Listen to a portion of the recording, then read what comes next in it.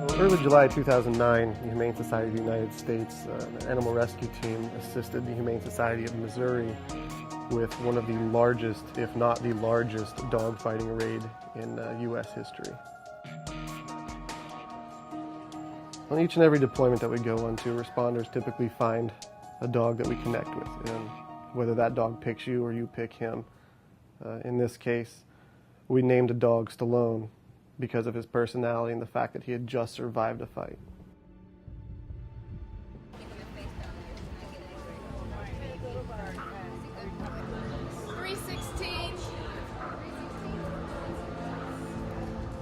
When I saw Stallone's face, several things went through my mind. First, this was a dog in desperate need. Second off, you ask yourself, why do people do this to animals? It's cruel. It's one of the most horrible things that I've ever seen. I've actually never seen a dog in that bad of condition. Stallone, however, caught me off guard with his injuries.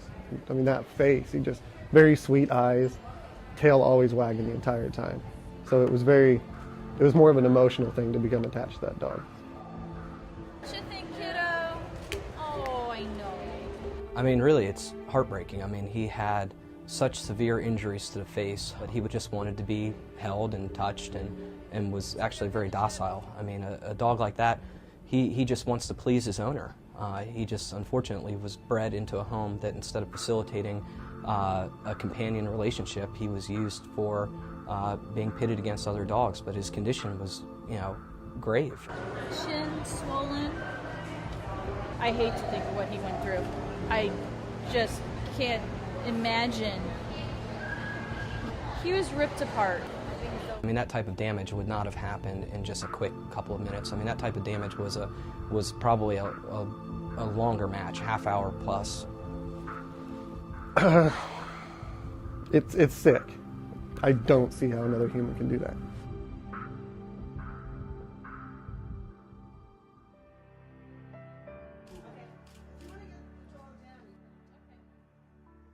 Well, tail was the only thing that really didn't have any bite marks on it. That poor dog was just wagging away, wagging away.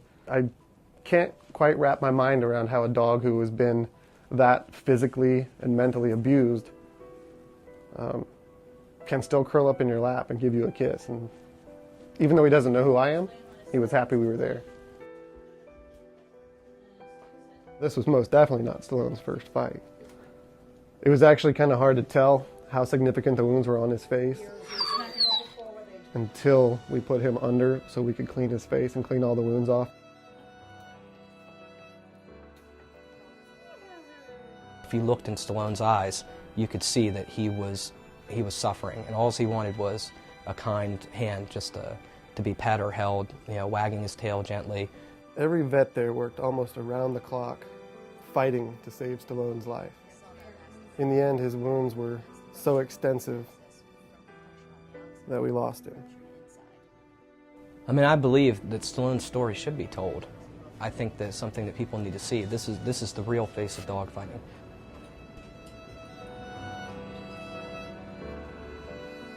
All they really wanted was somebody to love them. Give them a good pet, give them a good home. Dogs like that just want love and attention.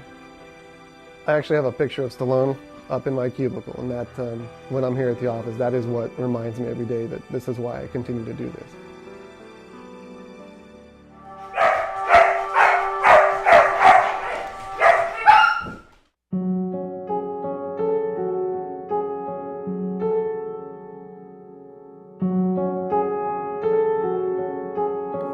Hello, darkness, my old friend. I've come to talk with you again, because a vision softly creeping left its seeds while I was sleeping, and the vision that was planted in my brain still remains within the sound of silence. In restless dreams I walked alone, alone. Narrow streets of cobblestone,